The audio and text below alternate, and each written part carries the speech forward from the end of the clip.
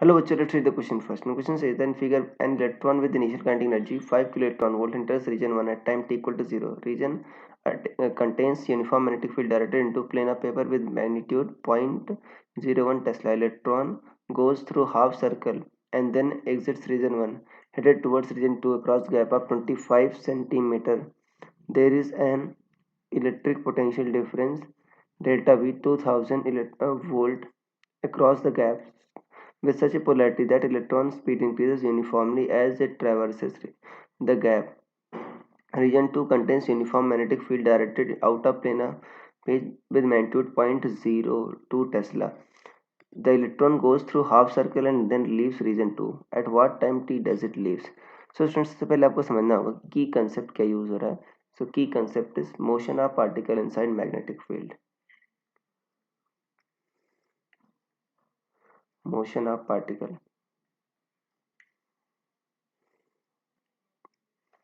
in uniform and perpendicular in uniform magnetic field.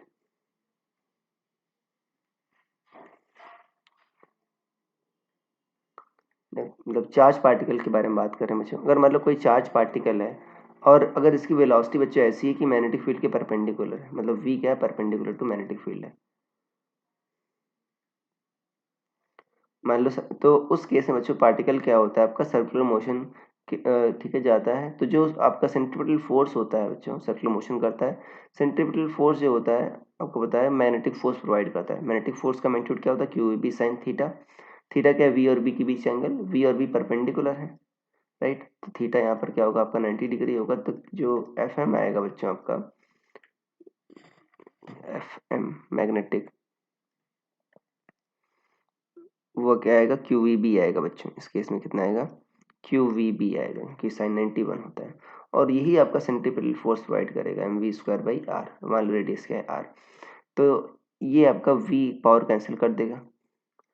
तो जो r आएगा बच्चों वो क्या आएगा M V by Q B आएगा. और टाइम पीरियड जो होगा बच्चों एक रिवोल्यूशन करने में राइट t, मान लो v वेलोसिटी से मूव कर रहा है और रेडियस r है.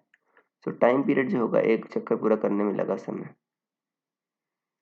t क्या होगा 2 पाई r बाई वी ये होगा. और 2 पाई बाई वी आर क्या होता है M V by Q B. V cut गया तो कितना आ जाएगा 2 pi M by B Q. तो ये बच्चों आपका टाइम पीरियड होता है. मतलब और ये देखो वेलोसिटी से इंडिपेंडेंट है बच्चों, वेलोसिटी पे डिपेंड नहीं करता. ये मास चार्ज और मैग्नेटिक फील्ड पे डिपेंड कर रहा है. तो रीजन 1 एंड 2 में कितनी भी वेलोसिटी हो बच्चों वेलोसिटी पे डिपेंड नहीं करेगा. और बोथ रीजन्स में हाफ द आपका सर्कल मूव कर रहा है मतलब हाफ टाइम पीरियड लगेगा. टाइम पीरियड कितना लगेगा टी बाई टू ये लगेगा. टी बाई टू क्या होगा पाई एम बाई क्यू बी इतना लगेगा बच्चों. दोनों मैग्नेटिक फील्ड डिफरेंट है, टाइम थोड़ा डिफरेंट लगेगा. तो जो और यहाँ पर गैप के क्रॉस मूव कर रहा है राइट. तो गैप में आपका टाइम निकालना होगा प्लस रीजन 1 और रीजन 2 में. तो देखो जो नेट होगा टी जो होगा टाइम वो होगा टी गैप में कर रहा है जो प्लस आपका pi M by Q B one right. जो रीजन 1 में मैग्नेटिक फील्ड है plus pi M by Q B two. और क्यू की जगह आप ई लिख सकते हो चार्ज ऑन इलेक्ट्रॉन. और गैप कैसे निकालेंगे बच्चों, बाकी सब तो पता है गैप वाला निकाल लेते हैं.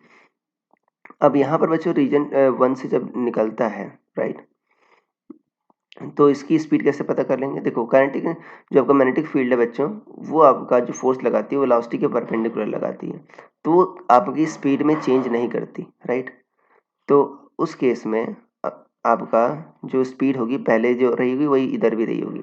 तो यहाँ पर जो स्पीड आएगी बच्चों जो 5 किलो इलेक्ट्रॉन वोल्ट का एनर्जी होगी वही आएगी.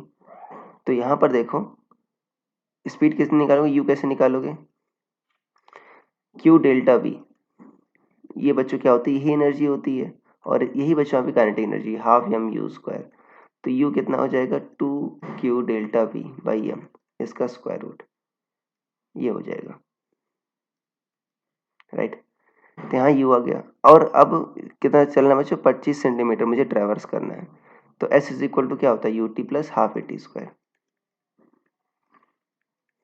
और यहाँ पर डेल्टा वी बच्चों देखो सॉरी यहाँ पर काइनेटिक एनर्जी आपको ऑलरेडी दे रखी है.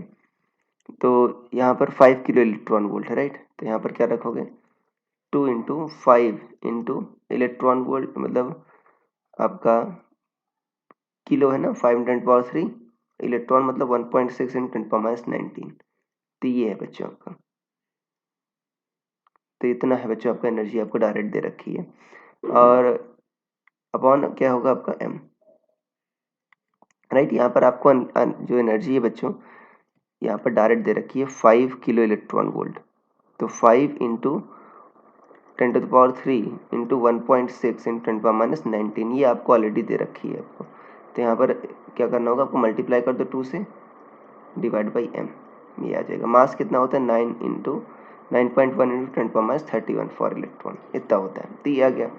और एक्सेलरेशन कितना होगा बच्चों आपका, देखो F जो होता है, A क्या होगा बच्चों QE, क्योंकि इलेक्ट्रिक फील्ड है बीच में, QE बाई m, और E क्या होता है delta V by delta x, delta V by delta R. Magnitude बच्चों इतना ही होता है।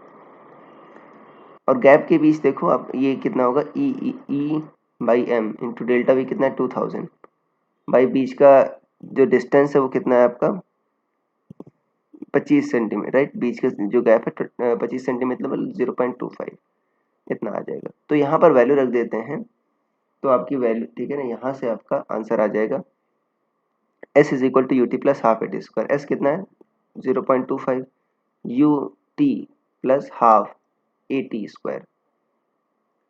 आपने यू की वैल्यू निकाल ली है बच्चों यहाँ से, राइट, और ए की वैल्यू यहाँ से निकाल ली है, और यहाँ पर वैल्यू रखोगे तो कितना आ जाएगा आपका, ठीक है। यहाँ पर रखोगे तो टी की जो वैल्यू आएगी, जो क्वाड्रेटिक इक्वेशन बनेगा, टी की वैल्यू लगभग 6 नैनो सेकेंड आएगी, मतलब 6 × 10⁻9 सेकेंड इतनी आएगी। और सॉरी यहाँ पर इसको टी डैश कर दो बच्चों, क्योंकि टोटल टाइम आपका टी। तो टी जो होगा वो होगा pi m by Q B one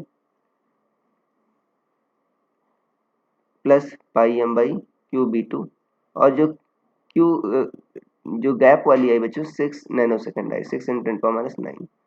तो वैल्यू रख देते हैं, पाई क्या है 3.14, मास क्या है 9 × 10⁻31, क्यू क्या है आपका 1.6 × 10⁻19। बी वन क्या था बच्चों, पहले में 0.01 था, दूसरे में क्या होगा सेम बच्चों, बट क्या होगा 1.6 × 10⁻19 इंटू 0.02 प्लस 6 × 10⁻9। बच्चों बाकी को भी अगर हम नैनो सेकंड में कन्वर्ट करें तो जो टोटल टाइम आ जाएगा लगभग आ जाएगा 8.7 नैनो सेकंड, या 8.7 इंटू 10⁻9 सेकंड, इतना आंसर आ जाएगा। So I hope you understood it well. Best of luck.